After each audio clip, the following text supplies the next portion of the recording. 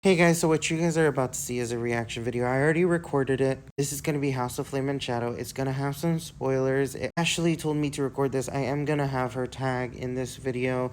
Please go and follow her. This is of chapter 62 in House of Flame and Shadow, and Bryce tightened her grip on the blades. They hummed, pulling toward each other, like they were begging her for that final reunification. She ignored them and instead asked the fake Kings, "Finally going to hand us over?" "The worms you associate with, yes," the Iron King said without an ounce of pity. "But you?"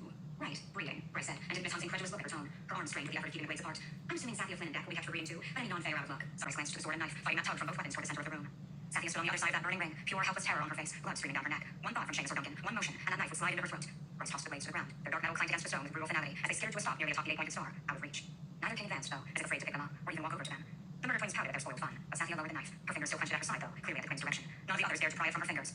But Bryce only stared at the Autumn King as she snarled, "You were giving me all that bullshit about how much you loved my mom and regretted having hit her. Yet this is what you're doing to your own daughter, and to the daughter of one of your fae buddies. You stopped being my daughter the moment you got me in my own home." "Ouch," Bryce said. "That hit me right in the heart." She tapped on her chest for emphasis, and a star glowed in answer. "She was solving for time," the Autumn King said to Morgan. "She did precisely this with my gun." "Oh yeah," Bryce said, advancing a step. "When I kicked his ass, did he tell you?" She asked Morgan. "It's supposed to be a big secret." She stage whispered, taking another step closer. "I cut that fucker into pieces for what he did to Denica." The murder twin seemed to start in surprise. Bryce smiled at them, at Morgan, at the Autumn King, and said, "But what I did to Micah is nothing compared to what I'll do to you." She extended her hands. Star Sword and Truth Hammer flew to them as they had in the Fey world, Mike calling to Mike. But she hadn't been stalling for time for herself. She'd been stalling for Hunt. As the sword and dagger flew to her, Hunt's lightning, gathering in a wave behind her, launched for the murder twins. They had a choice then. Let go of their hold on Sathia to intercept the two whips of lightning that lashed for them, or allow Hunt's lightning to obliterate them.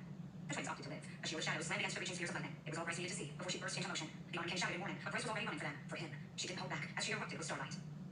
The entire cave shook as lightning and shadow collided. Hunt gritted his teeth. Therian had managed to get the knife away from Sathia before she dropped it and impaled her own foot, and now the female crouched in a circle of fire, head gripped in her hands. The blast of starlight that shot from Bryce as she ran for their enemies threatened to bring down the cavern. Her hair rose above her head, her fingertips shining white hot with starfire. Hunt gaped at her power, the beauty and condensed light of it. But when the murder twins laughed, a spiteful sound that promised his mate would suffer. Six ghouls burst from the shadows, little more than shadows themselves in their dark tattered robes and reaching scabbed hands. What unholy things had the twins done to become masters of these wretched beings? Hunt clenched jaws, struck with 3-inch curving teeth opening wide, aiming for a distracted Bryce. With a roar of fury, he sent half a dozen spears of lightning crackling for the ghouls, and a seventh, a lucky one, for the twins' shadows. Where lightning met ancient malice, the ghouls exploded into sizzling dust. But his lightning fractured against the twins' wall of darkness. It kept them from joining the fight with Bryce, though it didn't destroy their shield. "Help her!" Baxian hissed over the crackling flame, but Hunt shook his head. Bryce flew like a shooting star through the dim cavern. "She doesn't need my help," Hunt whispered. Fire met starlight, met shadows, and Bryce loosed herself on the world. It ended today, here, now. This had nothing to do with the Asteri or Midgard. The Fae had festered under leaders like these nails, but her people could be so much more. Bryce carried the weight of that with each punch of starfire toward the Autumn King that had been dancing away. With each smothering spate of shadows, Morgan sent to hurl her back toward the stream. She hadn't gone to that other world only because of the sword and knife, or to find some magic bullet to stop the rot in her own world. She knew that now. Erd had sent her there to see, even in the small fraction of their world that she witnessed, that Fae existed who were kind and brave. She might have had to betray Nesta and Asriel, trick them, but she knew that at their cores, they were good people. The Fae of Midgard were capable of more. Rune proved it. Flynn and Deck proved it. Even Sathia proved it in the short time Bryce had known her. Bryce launched a line of pure starfire at Morgan, gouging deep in the black salt floor. He dodged, rolling out of reach with a warrior's skill. It stopped today. The pettiness and chauvinism and arrogance that had been the hallmarks of the Fae of Midgard for generations. Helios' legacy. It all fucking stopped today. The starlight flared around Bryce, the darkness of Selene's, Thea's dusk power giving it shape, transforming it into that starfire. If she could find that final third piece and make the star whole. She was already whole. What she had, who she was, it was enough. She'd always been enough to take on these bastards, power or no power, Starborn crap or no. She was enough. The murder twins were returning Hunt's ambush now. From his angle, Bryce knew Hunt couldn't see what they were up to behind their wall of shadows, pushing his way, blasting apart his lightning. But from over here, Bryce could see how they used that wall against Hunt, used it to shield themselves from view as they turned her way. Even Hunt's lightning wasn't fast enough, as the murder twins sprang for her with swords drawn, right as their shadowy talons reached down the wall of her mind. It stopped today. Bryce exploded into the twins' minds, their bodies floating out of starfire, a part of her recoiling horror, as their huge forms crumpled to the ground, steaming holes where their eyes had been, where their brains had been. She melted their minds. Morgan screamed in fury, and something like fear. She'd done that. With only 2/3 of Thea's star, she managed to. "Bryce!" Hunt shouted, but he was too late. Morgan had sent a whip of shadow, hidden beneath the plume of the Autumn King's flame for her. It wrapped around her legs and yanked. Bryce slammed into stone, starlight winking out. The impact crashed through her skull, setting the world spinning. Or maybe that was the shadows, dragging her closer to the wall of flame. Bryce slashed down at the leash of shadows with a hand reached in starfire. It tore the darkness into ribbons. Bryce was up in a heartbeat, but not fast enough to dodge the punch of flame the Autumn King sent toward her gut. Bryce teleported, swift and instinctive as a breath, right to the Autumn King. It ended now. The Autumn King staggered in shock as she grabbed his burning fist in one hand. As she held firm, her nails digging in hard. His fire singed into her skin, blinding her with pain. But she dug her nails in deeper and set beat the starfire his across her. ass. Her father roared in agony, falling to his knees. Morgan, so stunned he'd been frozen in place, swore brutally. Bryce stared at what she had done to the Autumn King's fist, what had once been his hand. Only melted flesh and bone remained. The Autumn King wretched at the pain, bowing over his knees, hands cradled to his chest. "Do you think those gifts make you special?" Morgan raged, shaking free of his stupor. A swarming nest of shadows seemed around him. "My son could be the same, and he was trash in the end, just like you." Morgan's shadows launched her like a flock of ravens. Bryce blasted out a wall of starlight, destroying those shadow birds. But more came, from everywhere and nowhere, from below. The Autumn King got to his feet, face gray with agony, cradling his charred remnant of a hand. "I'm going to teach you a new definition of pain," he spat. And there was no amount of training that could have prepared Bryce, no time to teleport to avoid the two swift attacks from the Fae Kings, matched in power. She dodged the bone-searing blast of fire from her father, only to have Morgan's shadows grab her again. Hands of pure darkness hurled her onto the stone, so hard the breath went out of her. The star sword and truth tower flew from her fingers. A female cried out, and for a moment Bryce thought it might have been Cathona, maybe Luna herself. But it was Sathia. It was Sathia, on her feet again, and yet it wasn't. It was every Fae female who'd come before them. Bryce exploded her way outward, shredding Morgan's shadows apart. It cleared to reveal the Autumn King standing above her, a sword of flame in his undamaged hand. "I should have done this a long time ago," her father snarled, and plunged his burning sword toward her exposed heart. The Autumn King only made it halfway, before light burst from his chest. Hunt's lightning had. No, it wasn't Hunt's lightning that shone through the Autumn King's ribcage. It was the star sword, and it was Rune wielding it, standing behind him. Rune, who had driven the sword right through the father's cold heart. Period. Rune knew in his bones why he walked through these caves. He was a starborn prince, and he Finally. with the star sword in his hand, piercing his father's heart. Rune knew he was exactly where he was meant to be. God The Autumn King lashed out, from his damn. mouth. "I know every definition of pain thanks to you," Rune spat, and yanked out the sword. His father collapsed face first onto the stone floor. Even Morgan's shadows halted, as the Autumn King struggled to raise himself onto his hands. Lydia, guarding Rune's back against the Sad King, said nothing. No pity stirred in Rune's heart as his father Final as it drove him onto the stones. The fucking Autumn King lifted his head to meet leave. Rune's stare. Betrayal and hatred burned in his face. Rune said into his mind, into all their minds. I lied about what the oracle said to me. His father's eyes flared with shock, and Rune's voice in his head. The secret his son had kept all these years. Rune didn't care what Morgan made of it. Didn't even bother to look at the Stag King. Bryce and Athalar could handle the shadows if Morgan was dumb enough to attack. So Rune stared into his father's hateful face and said, the oracle didn't tell me that I would be a fair and just king. She told me that the royal bloodline would end with me. He had the sense that his friends were watching with wide eyes, but he only had words of a pathetic male before him. I thought it meant your bloodline.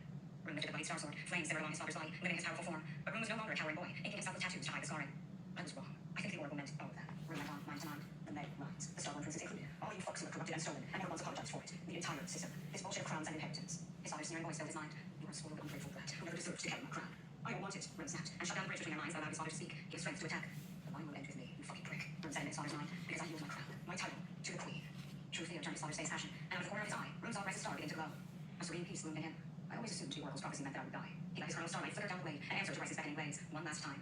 But I am going to live, he said to his father, and I am going to live well, without you. Period. The morning shadows weren't fast enough, as Rune whipped the star sword through the air again, and thrust it clean through his father's neck. Bryce had no words as Rune severed the Iron King's head, as her brother skewered the skull and the star sword before it even hit the stone. She got to her feet, carrying the sword fucking her mean. head impaled on it. The fire around her friends remained an impenetrable prison, as if the Iron King had viewed the flames of energy he cast outside himself to linger even past his death, a final punishment. Lydia rushed over, as if she would somehow find a way to undo the flames. Let them go, Bryce said to Morgan, in a voice she didn't entirely recognize. Before we sewer you as well.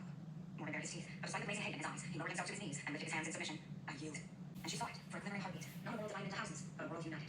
Bryce walked a few steps to pick up Truth Tower from where it lay near the Iron King's decapitated corpse. She didn't look at the body, and the blood still pooling outward, as she said to Rune. Helena created a prophecy to explain what these weapons could do. The power needed to take on the Asteri.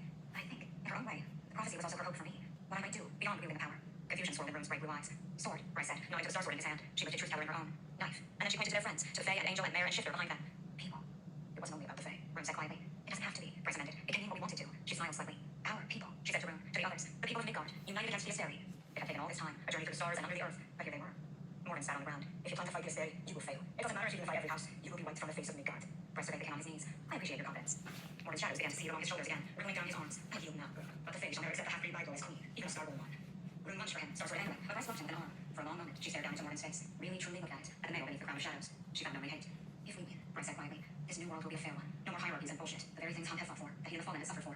But right now, Bryce said, I'm queen of the Valbar and Fae. She nodded to the Iron King's body cooling on the ground, then smirked at Morgan. And of a Valen.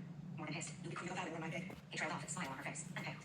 As I was saying, Bryce drawled, for the moment, I'm queen, I'm judge, jury. Bryce looked to Sathia, still shaken and wide-eyed from the twins' attack, yet unafraid, unbroken, despite what the males in her life, what this male had tried to do to her. So Bryce peered down at Morgan and finished sweetly, and I'm your motherfucking executioner. The king of Valen was still blazing with hate when Bryce slid Truth Tower into his heart. It was a matter of a few strokes of Truth Tower through Morgan's neck for Bryce to hit him, and as she rose to her feet, it was a Fae queen who stood before Rune. Period. Starlight, unflinching before her enemies, from the love shining on Athalar's face as he beheld Bryce, Rune knew the angel saw it as well. But it was Sathia who approached Bryce, who knelt at her feet, bowing her head, and declared, Hail Bryce, queen of the Midgardian Fae. Oof, Bryce said, wincing. Let's start with the Valen and Balbara and see where we wind up. But Flynn and Declan knelt too, and Rune turned to his sister and knelt as well, offering up the star sword with both hands. To right an old wrong, Rune said, and on behalf of all the Starborn princes before me, this is yours. No words ever sounded so right, nor had anything felt so right, as when Bryce took the star sword from him, so a full flame, and waited in her cute. hands. Rune watched his sister glance between the star sword and Truth Tower, one blade blazing with starlight, the other with darkness. What now? She asked quietly. Other than taking a moment to process the deaths of those two assholes over there, Rune said. He nodded toward Morgan and his father. Bryce offered a watery smile. We learned some things, at least. Yeah, the others were all crowding around them now, listening. Turns out, Athalar said with what Rune could have sworn was forced casualness. Theo did some weird shit with her star magic, divvying it up between herself and her daughters. Long story short, Bryce has two of those pieces, but Helena used Valen's nexus of ley lines and natural magic to hide the third piece somewhere on the Valen. If Bryce can get that piece, the sword and knife will be able to open a portal to nowhere, and we can trap the Asteri inside it. Bryce gave Han a look as if to say there was a lot more to it than that, but she said, so, new mission, find the power Helena hid. A's claimed that Helena used Midgard's ley lines to hide in these caves after Peleus died. She sighed, scanning all their faces. Any thoughts on where it might be? Rune blinked at her. Yeah, he said hoarsely, I do have a thought. Really? Athalar said, frowning. Don't look so shocked. Rune grumbled. Lena came up to his side, adding, after Peleus died, you say? Yeah, it's complicated. I think it's part of the land, Lena interrupted, in the very bones of the valley. Bryce and Athalar raised their eyebrows, but Rune glanced to Lydia and nodded. It explains a lot. Bryce got in. Like why the valley was once part of another covenant, but now it's only one island. Rune said, you said Helena drew upon Valen's ley lines to contain another star, to hide here, right? I think doing so drained all the land's magic from its ley lines, and repurposed it to encage Thea's power. It made the land with her. Just as you said Celine's own lands were around the prison, while we held her own share of power. Lies. Right, she murmured, then looked at Athalar, scanning his face. Light it up, she whispered, as if it was the answer to everything. Bright, light, light it up. The world seemed to pause, as if Earth herself had slowed time, as each thought pelted Bryce. She went to the walls, and the river of starlight that Helena had depicted at the bottom of every carving. Mere hours ago, she thought it was the bloodline of the Starborn in artistic form. But Celine had depicted the evil running beneath the prison in her carvings, unwittingly warning about Vesperus. Perhaps Helena too had left a clue, a final challenge. Bryce peered down at the eight-pointed star in the center of the room, the two strange slits and the points, one small, one larger. She looked at the weapons in her hands, a small dagger and a large sword. They fit right into the slits in the floor, like keys in a lock. Keys to unlock the power stored beneath, the last bit of power she needed to open a portal to nowhere. That power had originally belonged to the worst sort of Fae, but it didn't have to. It could belong to anyone. It could be Bryce's for the taking, to light up this world. Bryce, unfast, a hand on her back. Bryce rallied herself, breathing deep. Bits of debris and rock from the battle with the Fae Kings began drifting upward. She walked through it, right to that eight-pointed star on the ground, identical to the one on her chest. The debris and rock swirled, a maelstrom with her at its center. Bryce inhaled deeply, bracing herself as she whispered, I'm ready. For what? Hunt demanded, but Bryce ignored him. On an exhale, she plunged the weapons into the slits in the eight-pointed star, the small one for the knife, the larger one for the sword, and like a key turning in a lock, they released what lay beneath.